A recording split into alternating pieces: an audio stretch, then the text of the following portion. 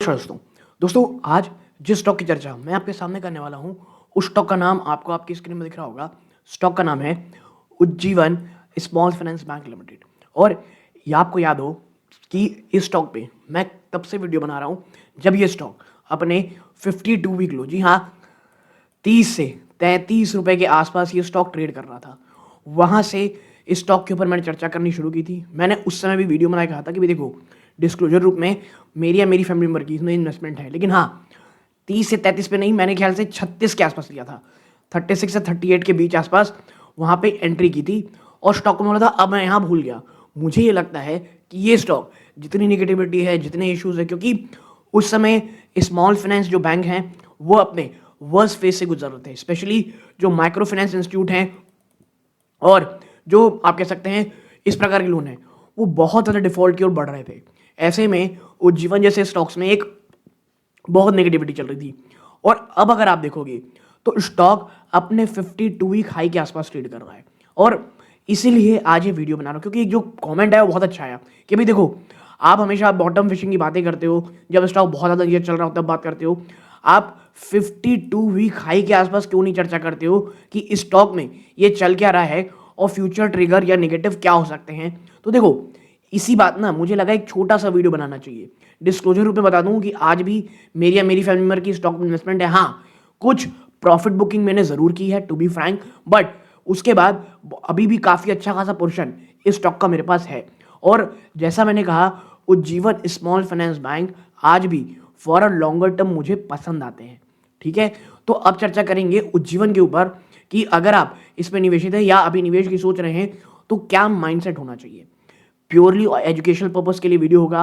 आप कोई भी खरीदारी करें या बेचें, अपने वित्तीय सलाहकार की सलाह जरूर लीजिएगा गाइस। ओके, और चैनल में अभी तक सब्सक्राइब नहीं किया हुआ है, प्लीज चैनल सब्सक्राइब करें। अन्य किसी स्टॉक में इस प्रकार की चर्चा करानी है वो भी जरूर बताइएगा ना। देखिए, सबसे पहली चीज 50 रुपीज, और ये नो ब्रेनर है। No brainer in the sense ज्यादा सेंस लगाने की जरूरत नहीं है कि अब 50 रुपए उज्जीवन के लिए एक बहुत बड़ा सपोर्ट का काम करेगा। ठीक है, क्योंकि जैसा हमने कहा, जो जितना बड़ा रेजिस्टेंस होता है वो उतना बड़ा बाद में सपोर्ट बन जाता है। और आप देखिए, अगर मैं पिछले एक साल में लेके चलूँ, आप देखें जब स्टॉक 30-32 से चल रहा था, वहां से भाई साहब एक शानदार रैली ऑलमोस्ट 78% की हो चुकी है।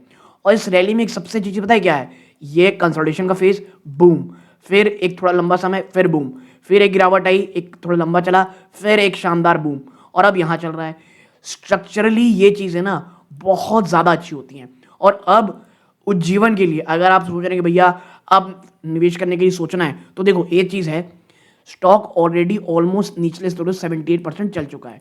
तो एक काफी अच्छी रैली, एक पॉजिटिविटी ऑलरेडी प्रेजेंट इसमें है, ये आपको ध्यान में रखना है। और 50 रुपीज को तोड़ करके अगर नीचे गया भाई साहब, तो स्टॉक वापस से, आप देख रहे हैं ना ये चीज, ये देखिए, ये जो लेवल है, ये अगर ये तोड़ा तो वापस से ये इस जोन में, ठीक है, बिटवीन 40 टू 5 के जोन में आना शुरू हो जाएगा। बट 50 रुपीज को तोड़ना है। और ऊपरी स्तरों में जो 52 वीक हाई कंपनी का 56 रुपए, और टू बी फ्रैंक 55 रुपीज, ये ऊपरी स्तरों पे है। ठीक है, तो अब जो आप कह सकते हो ऊपरी स्तरों पे आप देखना है, अगर स्टॉक 60 को तोड़ करके ऊपर जाता है तब कोई एक फ्रेश या क्लियर रैली आपको देखने को मिलेगी। ये मैं इसलिए कह रहा हूं आपसे क्योंकि उज्जीवन बहुत सारे अच्छे लक्षण दिखा रहा है। वो क्या है हम आगे चर्चा करते हैं दोस्तों। देखिए कि भाई देखो, सबसे पहले अगर आप यहाँ पे देखेंगे तो करेंटली कोई प्लेज परसेंटेज नहीं कंपनी की, ये बहुत अच्छी है। इसके साथ साथ आपको पता होना चाहिए, अगर आप स्मॉल फाइनेंस बैंक में डाल रहे हो तो इसका जो फोकस बैंक है इंडिया में, ये उनके लिए जो फाइनेंशियली अनसर्व्ड हैं और अंडर सर्व्ड सेगमेंट में जाते हैं। यानी आप एक थोड़े से रिस्क फैक्टर में आ रहे हो। और यही कारण है कि भैया इतने ज्यादा अनसर्व्ड और अंडर बैंकिंग लोगों को आपने लोन दिया था, आपके एनपीएस एक्सट्रीम हो गए थे। और अब तमाम स्मॉल फाइनेंस बैंक, जिसमें उज्जीवन भी आता है, वो ये फोकस कर रहे हैं कि हम अब अपना जो बुक है उसे अनसिक्योर्ड की ओर से हट करके अब सिक्योर्ड बैंकिंग में जाएंगे। अच्छा, अनसिक्योर्ड सिक्योर में जाते हो तो आपके एनपीएस हेल्दी रहते हैं, आपकी बैलेंस शीट मजबूत रहती है, लेकिन आपकी जो यील्ड है, ठीक है, वो मार खाती है। और यही कारण है कि आपको मार्जिन में कहीं ना कहीं आने वाले समय में शायद कंप्रेशन भी देखने को मिले। ठीक है, और अगर मैं आपसे नंबर्स की बातें करूं, नीचे लेके चलूंगा, आप देखें यहाँ पे क्वार्टरली नंबर्स, तो सितंबर क्वार्टर में कंपनी 1682 करोड़ लेकर के आई।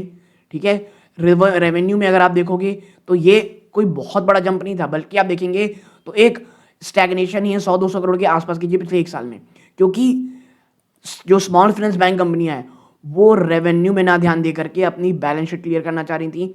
जो उनके बहुत सारे आप कह सकते हो लेगेसी लोन्स हैं जो बहुत परेशान कर रहे हैं, बैलेंस शीट ड्रैग कर रहे हैं, उसको थामने के लिए एग्रेसिव होकर के लोन नहीं बांट रहे थे।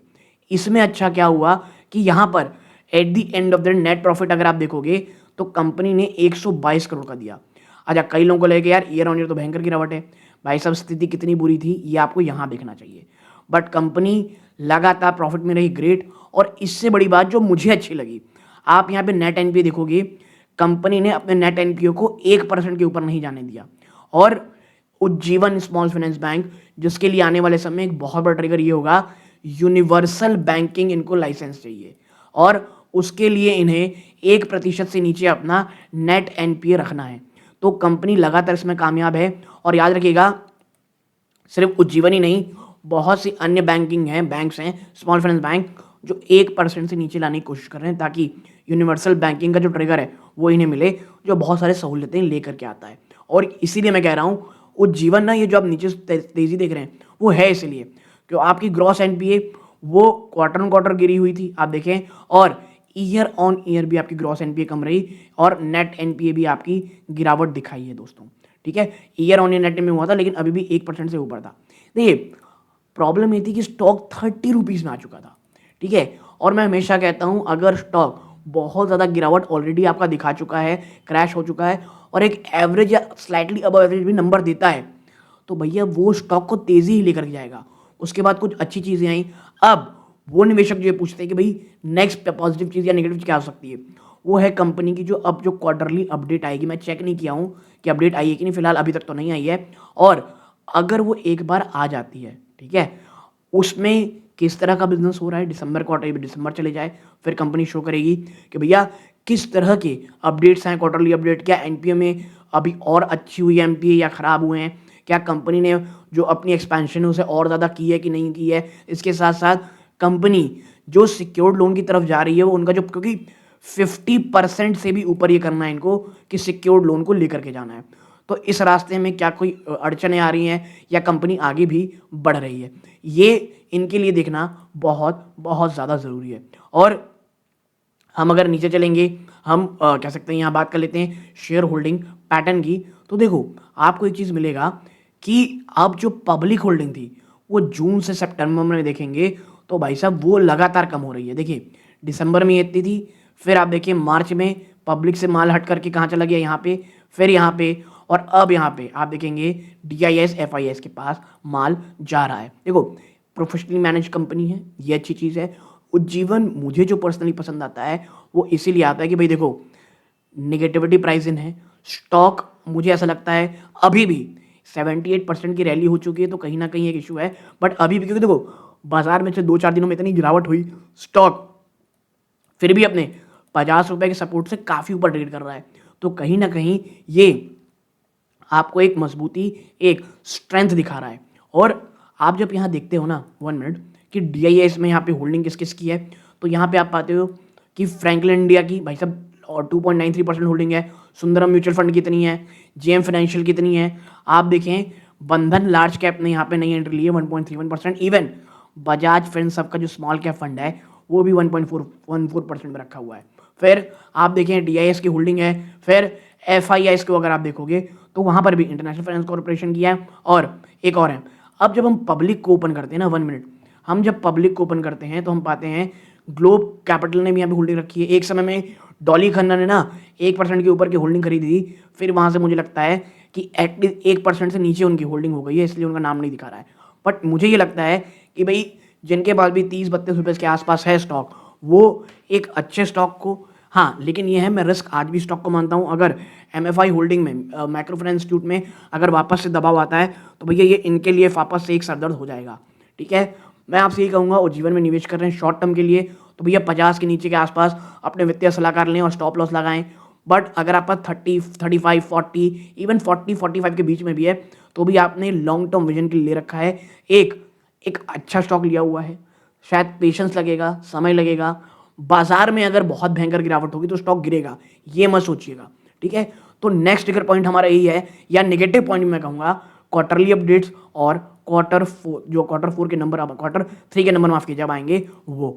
तो अगर आप निवेशक थे, निवेश की सोच रहे थे, मुझे लगता है एक छोटी सी बहुत ज़रूरी थी, क्योंकि इस स्टॉक में सवाल बहुत आ रहे थे, ठीक है। किसी अन्य स्टॉक में कुछ एक्चुअली में डेटा के साथ आऊँगा। इस वीडियो में यहीं विराम देते हैं। चैनल सब्सक्राइब करें, वीडियो को लाइक करें। ये इस वीडियो का अंत है। जय हिंद।